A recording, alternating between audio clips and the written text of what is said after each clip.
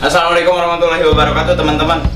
Dari kemarin banyak banget kasus-kasus penemuan seperti tahun kemarin. Tahun kemarin itu di akhir-akhir tahun 2019 berarti ya. Di akhir-akhir tahun 2019 banyak banget penemuan ular yang masuk ke rumah masyarakat. Dari kemarin juga masih banyak orang-orang yang bingung cara menangani dan bertanya ke Babang kalau misalnya kita kemasukan ular ke rumah atau apapun lah hewan mata jenis ya mungkin jenis-jenis reptil, contohnya ular ya. Apa yang harus dilakukan ketika ular itu masuk ke rumah kalian gitu. Nah maka itu sekarang Babang mau bikin konten khusus buat permintaan-permintaan dari kemarin, cara menangkap ular atau apa yang harus kalian lakukan jika rumah kalian kemasukan ular. Oke, penasaran kan? Ikutin terus teman-teman.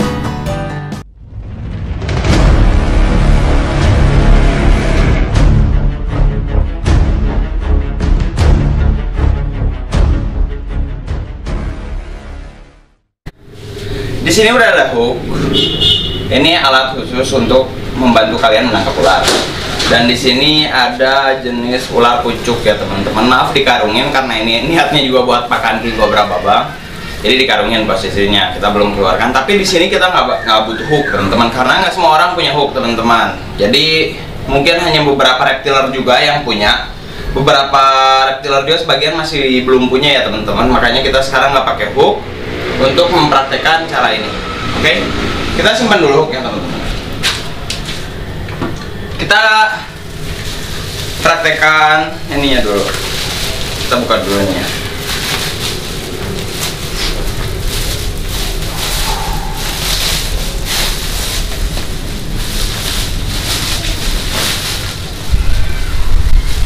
Oke. Di sini ada ular pucuk ya teman-teman.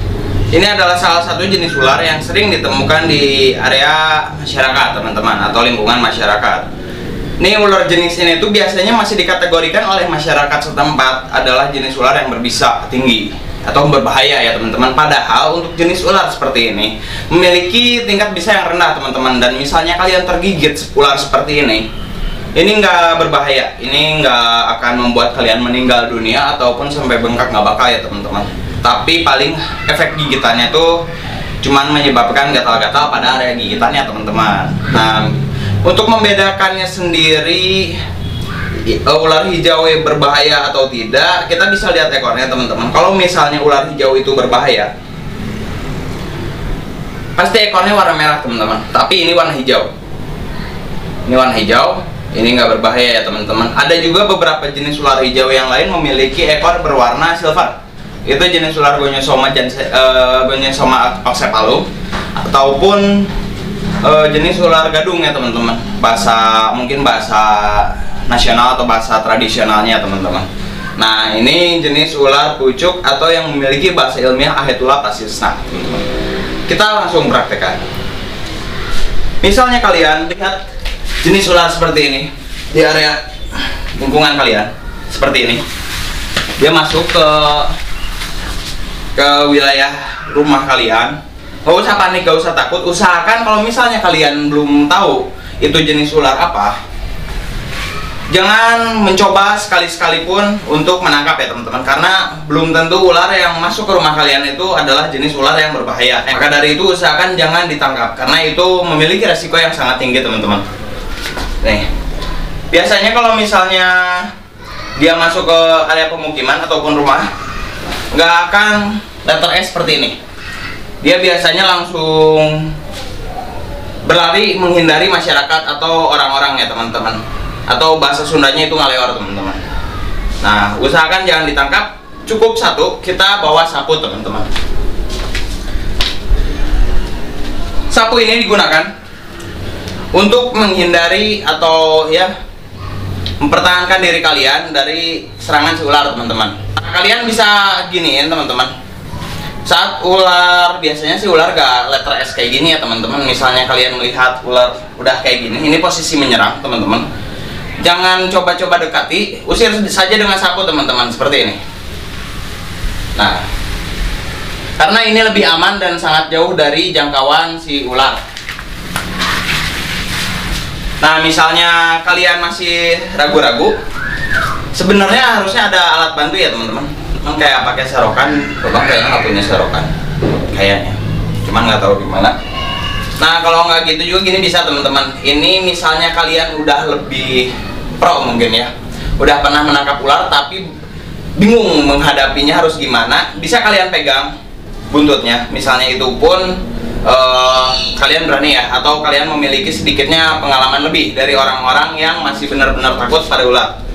Kalian bisa pegang buntutnya lalu diangkat seperti ini teman-teman. Nah, usahakan sapu atau apapun alatnya yang kalian untuk mengangkat si ular itu panjang ya teman-teman, karena itu sangat berbahaya. Ini adalah handle mode tailing. Jadi kalian memegang ekornya lalu mengangkat si bagian ularnya seperti ini. Lalu setelah itu kalian bisa langsung jauhkan dan buang. Seperti itu teman-teman. Ataupun kalian di keadaan tertekan, jadi kalian bingung untuk ngejauhin menggunakan sapu itu. Kalian misalnya bingung karena nggak ada area yang itu, kalian bisa seperti ini teman-teman. Sebenarnya ini lebih berbahaya, dan terus pelajarilah bagaimana cara menangkap ular agar kalian sedikitnya memiliki kemampuan untuk mengevakuasi ular tersebut. Karena nggak jarang ular itu atau hewan-hewan melata masuk ke area pemukiman teman-teman. Caranya seperti ini. Misalnya kalian tetap menggunakan sapu ya, kalian bisa tahan bagian kepala.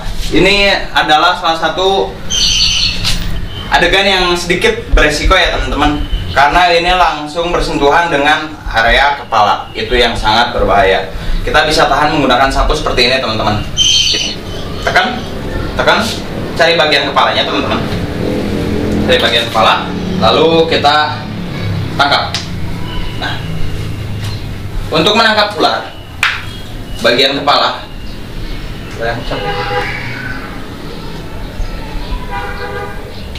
usahakan memegangnya seperti ini teman-teman. Nah, seperti ini. Usahakan memegang kepalanya seperti ini, jangan seperti ini teman-teman. Karena jika kalian menangkap jenis ular yang berbisa tinggi dan memiliki jenis taring Selenoglypha, ini dapat menancap langsung dari atas ini, menancap ke sini teman-teman. Karena yang memiliki jenis taring Selenoglypha memiliki taring yang sangat panjang teman-teman. Itu berbahaya banget.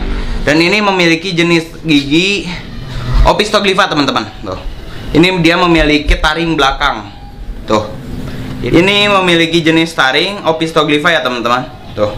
Dia memiliki taring belakang, sedangkan untuk jenis taring Selenoglypha dia posisinya di depan teman-teman. Tuh dia ingin mencoba untuk mengunyah ya teman-teman tuh. Itu cara kunyah ular. Nah misalnya seperti ini, kita harus menangkapnya seperti ini teman-teman. Tuh. Oke, udah cukup jelas. Oke teman-teman semua, jadi itu adalah 3 cara untuk menangani jika rumah kalian kemasukan ular atau apapun hewan melatanya. Tadi yang pertama kita bisa langsung mengusirnya dengan menggunakan sapu, didorong-dorong gitu aja ya teman-teman, atau menggunakan apapun yang memiliki ukuran yang panjang ya teman-teman, agar sedikitnya tidak membahayakan atau resikonya kecil untuk kalian tergigit. Dan yang kedua itu mode safety handle mode tailing. Jadi dia memegang ekornya lalu kalian menangkap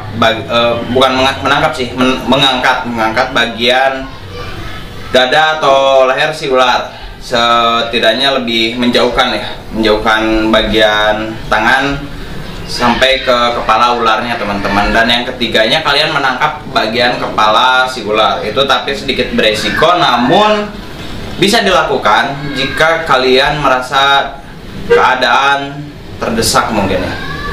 Karena sesungguhnya ular tidak akan menyerang ke manusia jika dia tidak merasa terganggu ya teman-teman, karena ular menganggap manusia itu sebagai ancaman terbesar hidupnya. Jadi ular menganggap kita tuh sebagai mungkin karnivora atau pembunuh dari si ular tersebut. Padahal kita juga nggak tahu kan, kadang-kadang kalau misalnya kita bertemu di alam nggak tahu di situ tuh ada ular atau tidak ya teman-teman. Maka dari itu usahakan misalnya kalian menemukan habitat-habitat ular ataupun rumah kalian kemasukan ular, jauhi saja habitat ularnya. Lalu misalnya ularnya masuk ke rumah kalian, seandainya kalian bisa menangkap atau sedikitnya bisa mempraktekkan yang tadi, kalian tidak perlu membunuh si ular tersebut, karena ular masih salah satu bagian dari ekosistem di alam ya teman-teman, masih saling menguntungkan dan semuanya juga ada rantai makanannya ya teman-teman. Segitu saja teman-teman yang bisa Babang sampaikan kepada kalian semua. Jangan lupa untuk klik like, comment, share, and subscribe di channel Babang agar Babang bisa terus membuat konten-konten yang menarik, inspiratif, dan inovatif buat kalian semua. Terima kasih.